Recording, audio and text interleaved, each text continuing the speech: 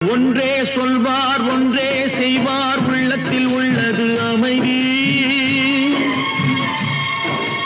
இன்பத்தில் துன்பம் துன்பத்தில் இன்பம் இறைவன் வகுத்த நியதி.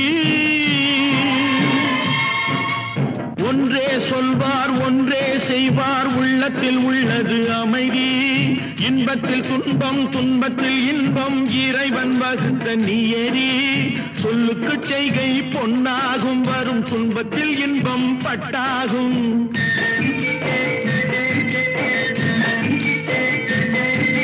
சொல்லுக்கு செய்கை பொன்னாகும் வரும் துன்பத்தில் இன்பம் பட்டாகும். இந்த இரண்டு கட்டளை அறிந்த மனதில் எல்லா நன்மையும் உண்டாகும், எல்லா நன்மையும் உண்டாகும்.